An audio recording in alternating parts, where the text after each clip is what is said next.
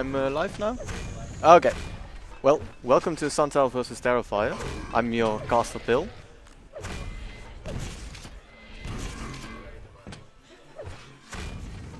So right now they're just both pretty stacked and you both have all the weapons. So now it's just a pure contested control situation. But that rail that should give Santile some advantage, but because Terifire still has all the weapons, he can't just push in and just go for the kill.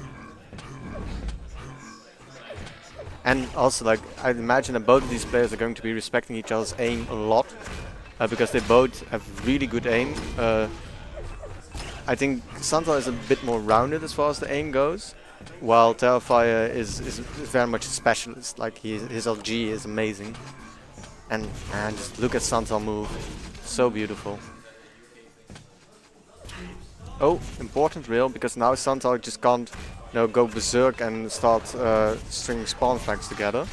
Not a very important rail, because now it's up for the red is up for grabs. Yeah, and Terifire, that's too bad. That's so shitty, because otherwise Terifire could have just gotten the red. While now, he's at the weak side of the map in the terms that he can't get the LG and he couldn't get to the spawning yellow. Oh, but he already has the LG. Maybe somebody dropped it or something like that. But like, yeah, that red spawn was really crucial, because that essentially has given Santile full control, even though Terifire outplayed him.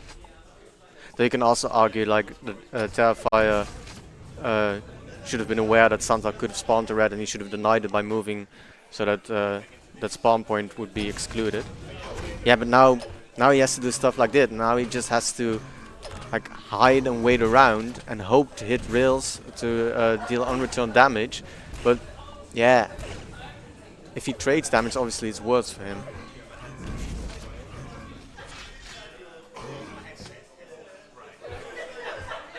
Ooh, Santile massively mistiming the red. Yeah, he really has lost track of the red, which gives Terifire the opportunity to move around the map. Yeah, and Terifire, he has 200-200. Though now Santile should get the red clean. But the question is, can he get out clean? I think what he's trying to do, yeah, he's trying to set up a rotation that suits him. So he didn't just want to take the red, he wanted to make sure that Terifire wasn't taking the upper YA, because when you're the out of control player, what you want the upper YA and the red to be synced, because that way you can safely get the YA. Very important frag from Terifire. Yeah, he should be able to get, yeah. Right. I personally always like watching the out of control player, so let's stick with Santile for a bit. Nice rail. Or nice damage rather, because I think he missed the rail actually. Yeah. That like he doesn't have the LG, so he can't like he did some damage and he can get some health and armor now, but because he didn't have the LG he couldn't push in while Terifire was in this area where he is now, so Terifire could get away and now he can get the red and he can get it cleanly as well. So we're again like in this pure contested control situation. Nice rail though. Good rocket though as well, so it's not entirely on return damage.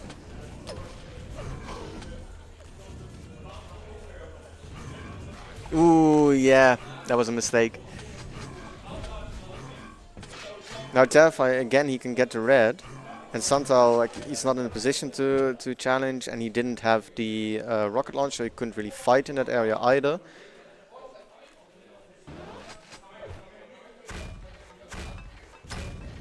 Yeah. Santile is now stuck in this area, but he got out pretty well. Both players giving each other a lot of respect again.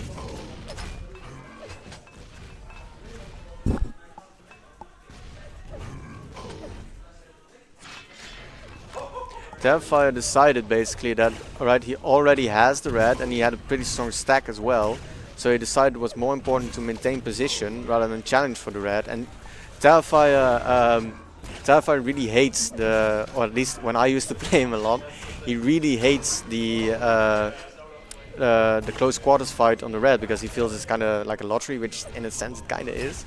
So he didn't want to risk it, and instead he wanted to maintain position. But what happened was And he gave Santile some stacks. Santile could start going for trades comfortably then. And now Terifire is on the back foot. This should be a frag for Santile if he can close the distance. But he wasn't quick enough.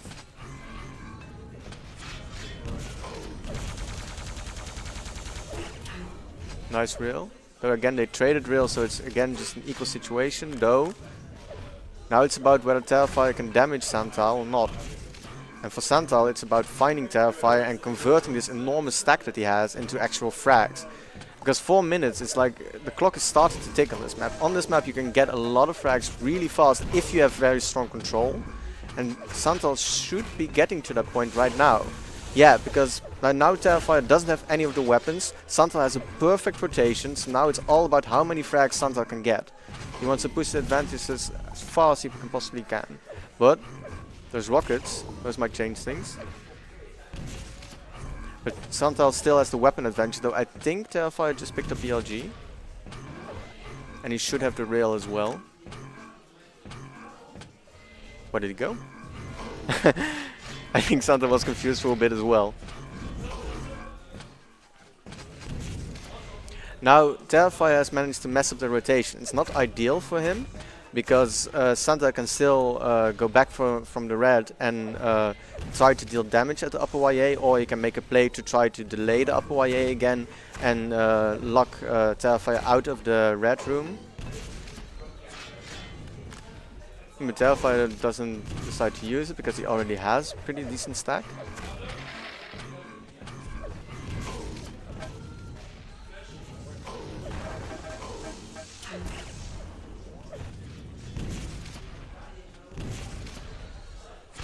Yeah, there's still just status quo, like they traded damages now, but nobody really has an advantage. Now Terifire has an advantage. But he didn't have the positioning because Santile was close to the red, so it didn't really matter. And even though like Terifire had this huge opening where they have all this unreturned damage, because Santile could just take up the red and then the mega, now Terifire is actually on the back foot. Good rocket. Too bad that he missed the rail. Yeah, and Santile is just pushing. Because again, like 2 minutes on this map can be a lot.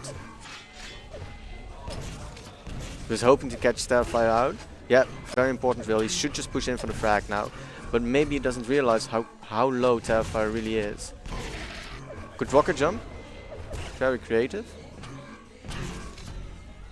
Yeah, Terifire is just playing the teleporter game. And just trying to waste time and trying to... Like he's trying to do two things. He's trying firstly just to waste as much time as possible. What he's also trying to do is make it as costly as possible for Santile to frag him. And what he actually managed to do, he managed to waste so much time and bait Santile into chasing him so much that he managed to get a free red.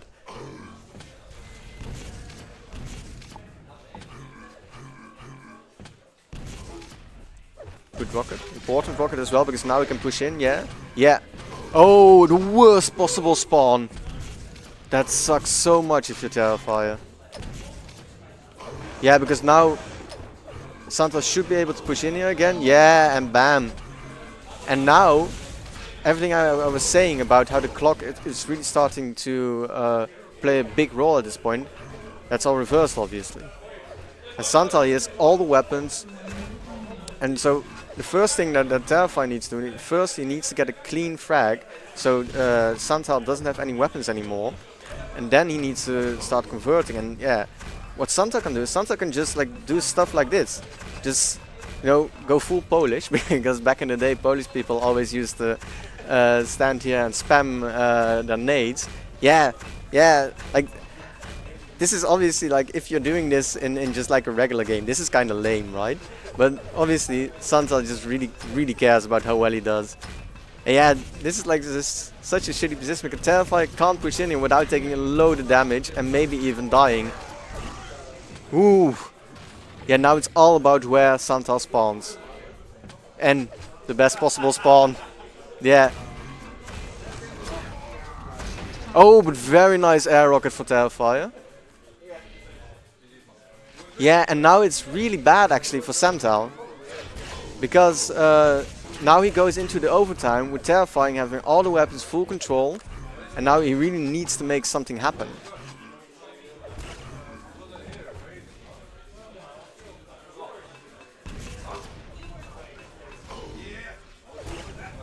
Nice reel. Not a nice reel. Okay, Santale's back into the game now. Ooh, that's too bad. That was such a good opportunity for just completely free damage.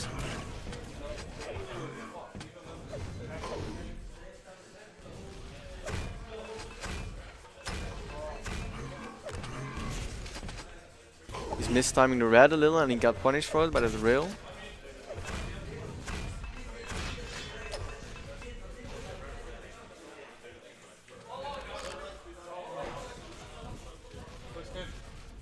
Yeah, really close, yeah.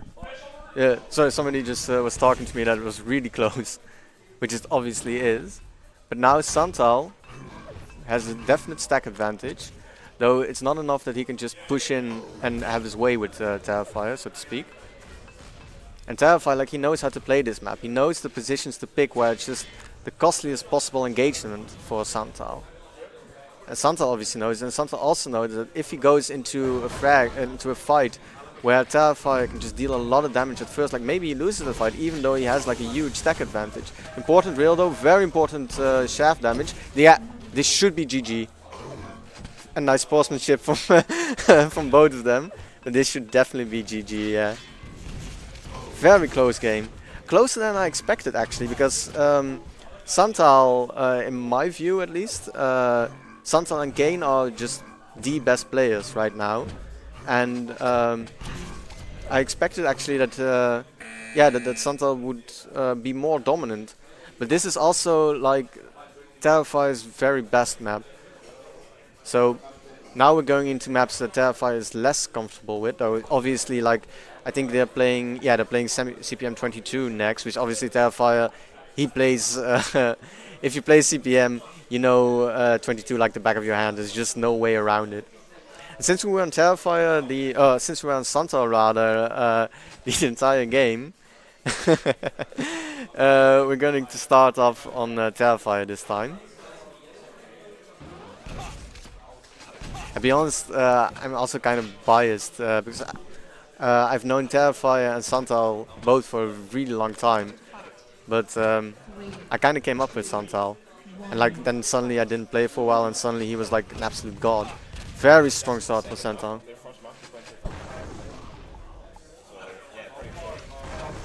Oh, this should be a frag for Santile. The Terifire dealt a lot of damage with the shotgun, but Santile won the red. Good shaft.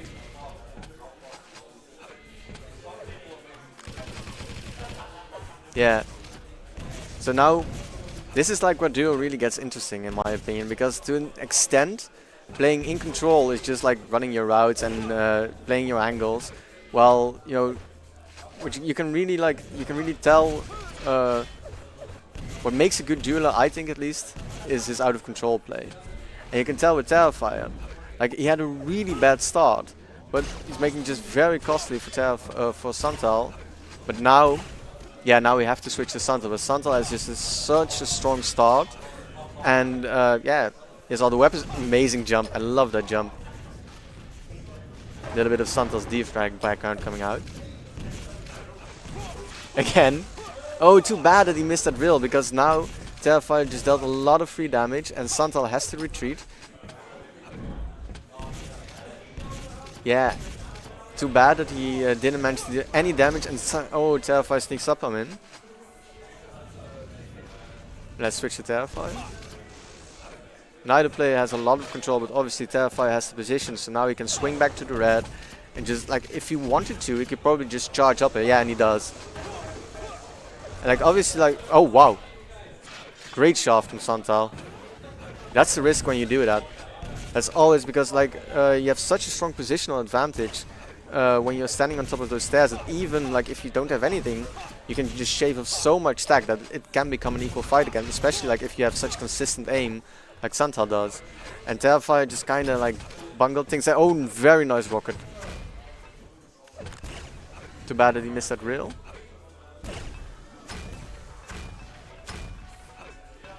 Yeah, that's just such a strong jump, because as you could see, that basically it's almost like a risk-free way to take the red, because it's much harder to hit the rail. But now Santile has the lead. Oh, yeah, he has the lead again. Nice shot.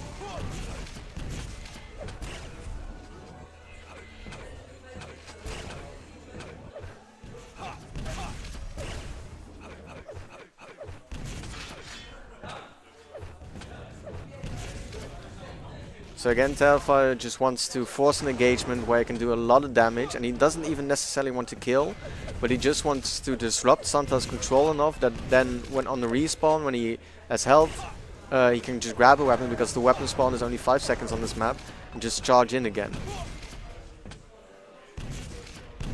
This is always so risky. Yeah, it's always so risky to wait on that red, because a good CPM player knows like all the spots to spam to deal damage there. And it's also just like a position where you can't control the map from, because there's no obviously like Airwalk is all about the angles, and obviously there are no angles there. Like this is obviously like the prime spot to be when you're in control. Strong shaft. That's just such a great jump, because like there's so much utility in being able to make that jump halfway up the stairs, because firstly like fewer players expect it. And secondly, like you don't have to expose yourself quite as much to the other player, because you don't have to run all the way up the stairs. And also because Santile is able to do it backwards consistently, he can also just keep on fighting. And yeah, this is 22. Like you have to some extent, like you just have to accept that you're gonna get spawn fragged on this map. And yeah, Santile is just playing really well. He ran out of ammo there, I think.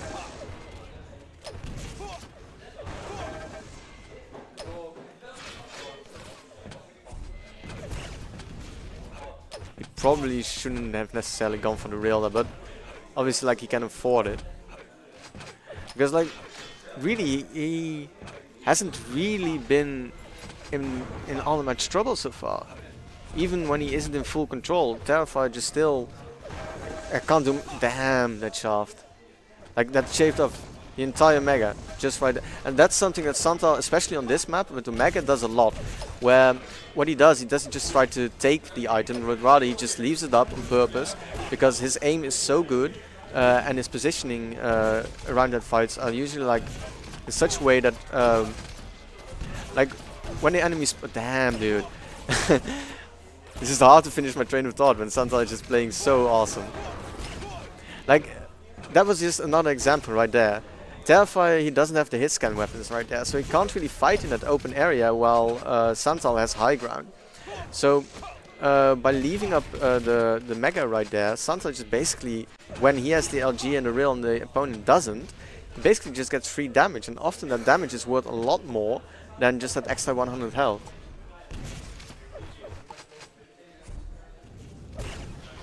I think to an extent, Santile's getting intoTerifire's head a little bit, because Terifire has full control and he isn't really pushing quite as hard as he should, I think. But there's 4 minutes on the clock, which is and 13 frags rather on this map is absolutely nothing. But again, Santile just making it as costly as possible to approach him, and he just dealt so much damage that this red fight is now open again. Either one of them can take it. Good rail from Terifire, important rail, because now he gets the red cleanly. And now we can try to establish this control. Very good rockets from Santile.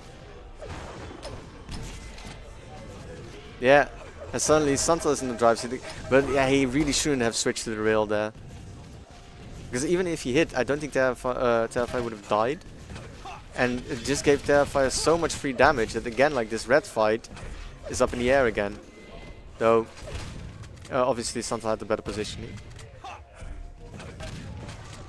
Kinda a mistake, I think, because there was like, yeah, this is exactly what I was talking about. See, like yeah, he gave up the mega and the yellow, but bam, Terifire is 4 HP because he couldn't really fight him in that area with the weapons that he had. Nice rocket.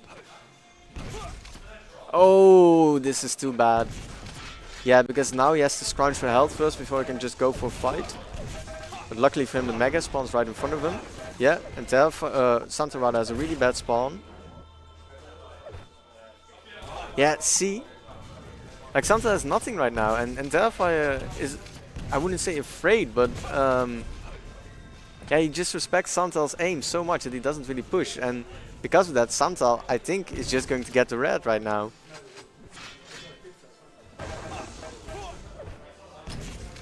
Yeah, and now, bam, Santal's in the lead again. I personally think, like, to an extent, maybe I'm projecting a little bit here, but I think to an extent this map is also a lot about feeling confident and feeling like you're the better player and being like willing to take risks and willing to push. And obviously I don't think Terifire is just taking enough risks, honestly, overall. But at the same time, like, it's just so hard to do that against Santal because he just hits so hard that you're often just really low and there's really often not a lot you can do. And this is theoretically still possible, but Santa can also just start delaying his spawns at this point. But 11 frags, 1 minute, it's definitely possible on this map. Especially if Terifire has such strong control, and also what he now has, with the way the red and the YA are set to one another, whoever takes the red can just rush into the YA and take the fight there, and he's probably going to take it, and that's a risk when you're trying to make a comeback, because it's kind of like a risk that you have to take because you need that strong control to make the comeback. But what happens is if you die in between the rotation, then the other player suddenly gets that really strong position. Now oh man, me and Terifire, we were talking earlier that no, because none of us obviously play on LAN a lot, and it's just a little bit hard to get used to it. And sometimes stupid shit like that happens. You miss rocket jumps that at home you would never miss in a million years. Yeah. Yeah, GG indeed. So the 3A game was way closer than I thought it would be. But yeah, 22 just suits Santal and his playstyle more, and Terry obviously knows it, but I don't think he likes it. Well, I'm definitely sure that Santal likes 22. But yeah, really great series, really great to watch.